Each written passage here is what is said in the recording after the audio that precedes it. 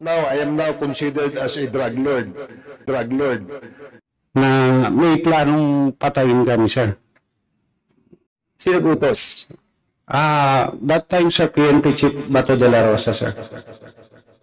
Nasaan na po yung 6,000 plus na firearms? Wala pa naman sumasagot po sa inyo eh. Where are they? Nasaan?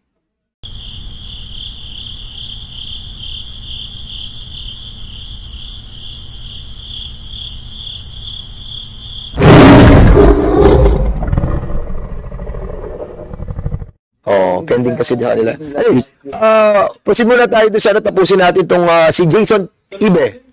Mr. Jason Ibe, ikaw naman, bakit ka na-dismiss? Sir, yung sa amin, sir, kami yung 7 pulis na pinag-push up ni former PNP Chief Bato de la Rosa sa Angeles City Police Office, sir. Kami yung... Ba't yung pinag-push up? Ang naging kaso namin, sir, is meron kaming hinuling Koreano sa Friendship Plaza, sir, sa Angeles City Police Station 5. Tapos, sir, dahil sumunod kami sa utos ng ano namin, ng COP, pinalaro niya yung dapat sanang ma-file na kaso. Naging robbery extortion, sir, yung kaso. Ngayon, sir, pumutok sa media dahil nakasabay yun sa kaso nung pinatay na Koreano sa loob ng krame. Yeah. If you remember, sir, yung kaso ni Ricky Santa Isabel na Yes. Juji yata yung Koreano. Jukin.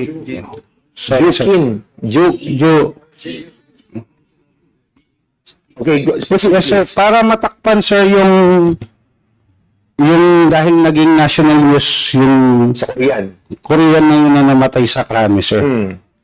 Ang kwento nung sa amin, sir, kami, sir, yung pinantakip nila para gawing sensationalize yung kasong simpleng robbery extortion sa yung sa amin is ginawa kaming kidnapping. Insist nila, sir, na pinapilit nilang pinafile na kidnapping yung maging kaso namin. Tapos apparently, sir, after second day, sir, nangyari yun, sir. Nirestrict kami sa campus, sir. Tinanggalan kami kagad ng baril, sir, at saka ng cellphone. Nirestrict kami doon wala pa kaming kaso, sir. Tapos nabalitaan na lang namin na may planong patayin kami, sir. Ng mga taga-krami ata or Ito kasi nyo, it's not, hindi siya involved yung operation nyo tungkol sa illegal drugs. Hindi, sir. Robbery extortion ng police. Well, anyway, ang pinag-uusapan natin sa sa EJK, no? Yes, But it's worth understanding also yung case ninyo. No? Kasi, sir, yung... These are all, these are all your story and then your allegation. But of course, we will be asking also the PNP to look into this. Kung talagang, but sir, administrative dismiss kayo, right? Yes, sir. Yung criminal case din, sir, dismiss. Ano natin doon, for example, na-dismiss tayo criminally? Sir, yung po kasing nangyari sa amin, sir, kung if I may, sir, tutuloy ko yung... Sige, go ahead. Para malaman lahat, sir. Publicly kasi, sir, na pinaya kami wala pa kaming mga na-file na kaso. Tapos, sir, lahat ng gastos, sinolder namin, sir, yung pambayad ng abogado. Where in fact, yung case namin, sir, job-related, work-related po yun. Kaso, walang support sa PNP, sir. Tapos, sino kaso sa inyo? Tapos, sir, na-dismiss na yung kasong kriminal namin. Umatras na yung complainant. Sir, pinakulong pa kami. Yun yung masakit dun, sir. Sino kukulong sa inyo? PNP, sir. Sino gutos? That time, sir, PNP Chief Bato de la Rosa, sir. Merong itong video sa YouTube, sir, na plano kaming patayin, sir, para matakpan yung kaso sa Krame na binulgar ni asawa ni Ricky Santa Isabel, sir. Na makikita pa yun sa YouTube. Mismo siya nagpa-interview sa boss? Sa GMA or sa National TV na itong police na dapat kaya kinakasuhan kami ng kidnapping, sir. Muntik na kami ilatag din. Hindi ko alam, sir, kung DDS. Pero yung asawa mismo ni Ricky Santa Isabel, sir, hindi siya pumayag na ganun yung gawin nila sa amin. At with the support of our wives and relatives, sir, binantayan kami sa kampo, kanya hindi natuloy yung plano, sir. Paano nyo nalaman yung sinasabi nyong alleged plan? Paano nyo naman na Sir, kasi yung first na dinala kami sa campus, sir, restricted, tinanggalan kami kagad ng baril tsaka cellphone. Wag daw kami makikipag-communicate sa labas. Tapos, sir, dahil sa akwa doon kami, marami kaming kakilanang polis. Sinabi nila sa amin, wala kaming cellphone, sir. May isa-isang kwarto kami. Sabi nila, may planong patayin kayo, kukunin kayo dyan, sabi niya. Sabi, tawagin niyo yung mga kamag-anak niyo, bantayan kayo, sir. Apparently, sir, na-verify namin po yun. Sino nagsabi sa'yo ng ganun? Yung mga kasama din namin. Official Sir. doon? Yes, sir, mga kadikit na namin official. Saan area kayo? Angeles City Police Officer. Saan? Angeles City Police Officer. Can you mention the name of the officer who have... Kung sa executive session, sir, kung makakailing kami. Or sa affidavit. Yung mention namin. Sige. Siguro mag-affidavit ka. Tapos, sir, yung nagpatibay dun sa sabi-sabi na yun sa station, sir. Ay sa campus, sir. Yung isang asawa ni Ricky Santa Isabel, sir. Sino si Ricky Santa Isabel? Yun po yung suspect na police. Krami, sir, yung sa AIDG na pumatay doon sa Koreano. Pumatay doon sa Koreano. Anyway, I think si Congressman Acop is Yes, wanting it's to this recognize- about the quota system also, and I wanted to be clarified on this. And Chairman Acop wanted to discuss something about it. Sige, Chairman Acop, please. Mr. Chair, marami pong salamat. The issues raised by the Honorable Barbers have not been answered. Number one, nasaan na po yung 6,000 plus na firearms? Wala pa naman sumasagot po sa inyo eh. Where are they? Nasaan? Are they not considered to be pieces of evidence and therefore in the custody of evidence custodians?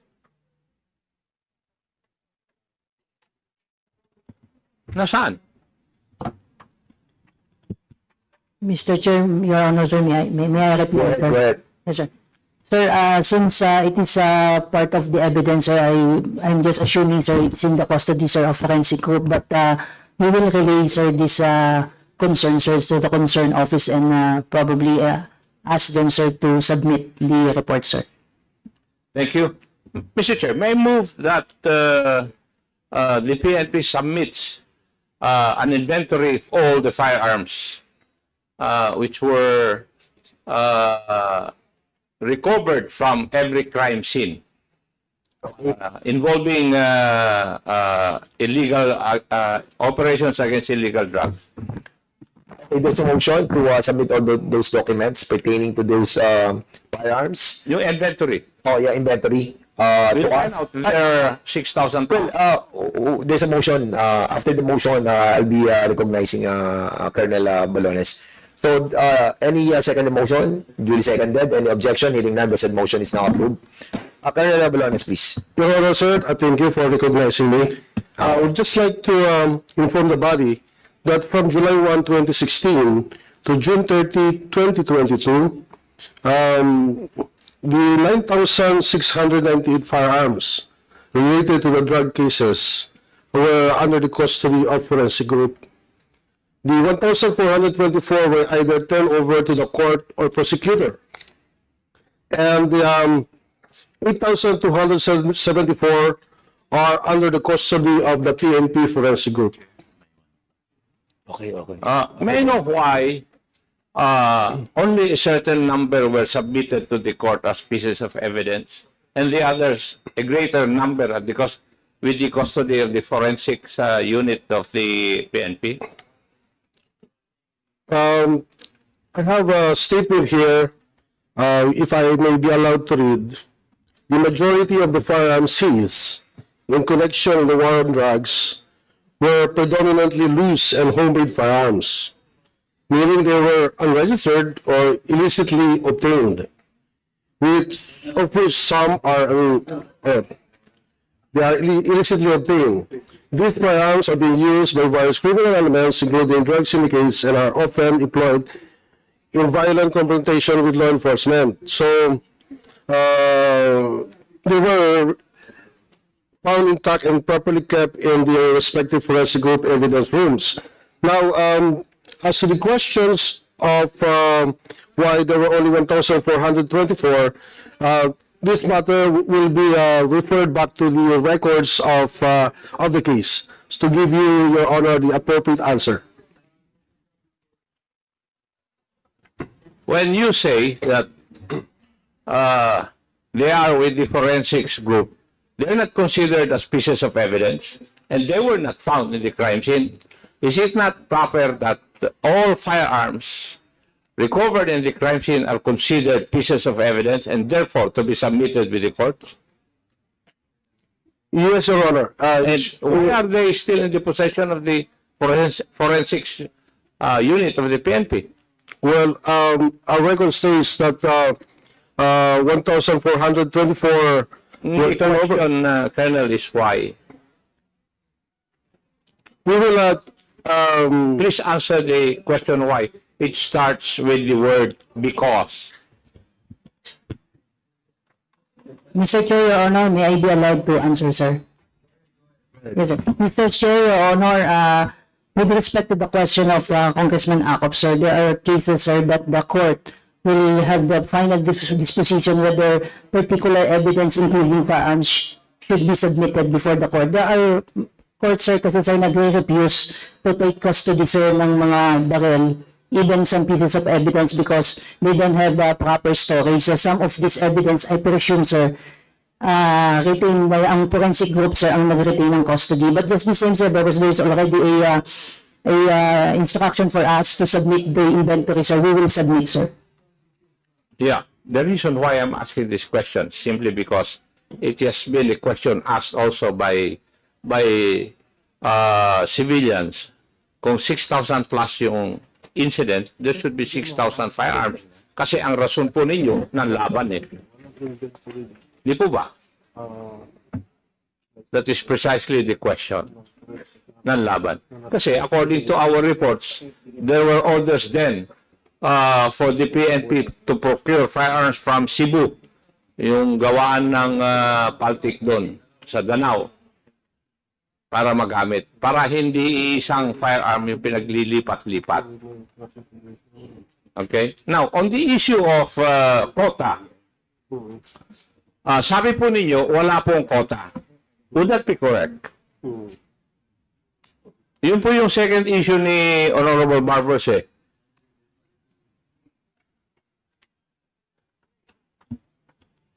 Mr. Chair, Your Honor, sir, I will be speaking.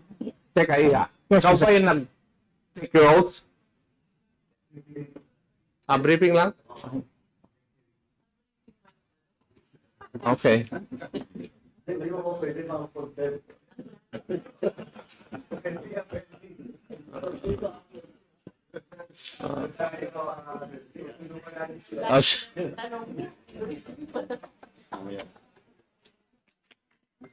Go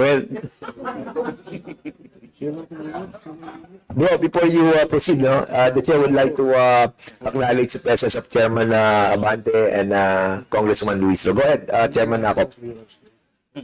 Yes, please answer my question, Madam. Mr. Chair, Your Honor, sir, I will be speaking in my capacity as during the time of the Duterte administration, the drug war, sir, I was the chief of police. I could say, in all honesty, sir, there was no quota given to us. Let's say, oh, in a week, dapat meron kang arrest na 5 o may killed ka na. There was no written whatsoever, even verbal instruction to us to come up with a number of arrests in a week's time. However, probably, sir, some of the station who were really at the height of their career, sir, would like to impress their superiors and deliver some accomplishment. Probably, sir, the pressure is really there during that time to deliver accomplishment. But in all honesty, sir, yung quota, sir, there was no specific policy given to us, either written or verbal, sir. At least, sa personal kong experience, sir, as during my time as COP and even my time during provincial director, sir. Thank you. So you only speak for yourself when you were a chief of police. Now, may I know, doon sa implementation ng O-Plan Double Barrel, the first aspect is O-Plan Tokhang. Hindi ba kasama doon sa pagre-report ninyo, sa accomplishment report, yung mga nagiging chief of police or station commanders before, ay kailangan may matokhang kayo na number of houses? That is correct, sir. When we speak sir of the number of tokhang conducted, sir, the chief of police were required to submit reports. How many houses, how many drug users were visited and undergone tokhang, sir. That I could confirm, sir. And totoo ba yung kwan na sa isang buwan ay dapat meron kayong 50 households na matokhang?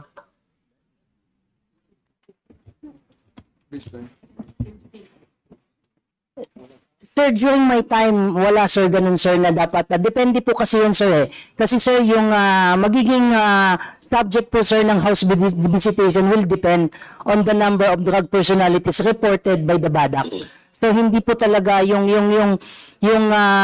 efforts na i-exert, sir, ng particular station probably might differ doon sa ibang mas maraming drug personalities. So, wala po talagang specific numbers given to us po, sir. Okay. Granting without accepting your proposition or your statement, is it not also correct na yun po ay basehan ng pagpropromote po ninyo ng inyong mga tauhan? Like I said, Mr. Chair, Your Honor, earlier, sir, na nandun yung pressure definitely, sir, for the station commanders to deliver accomplishment. So probably, sir, that really triggers the intention to really deliver accomplishment in terms of arrest and probably of some... So indirectly, nagkakaroon po sa kaisipan ng inyong mga membro, ay nagkakaroon po ng kaisipan na dapat ma-reach ko yung quota. Kasi nagpapasikatan na sila, nagpaparamihan. Would that be correct? Possibly, sir. Possibly, sir. Possibly. So, Honorable Barbers, that I think answers your two issues raised.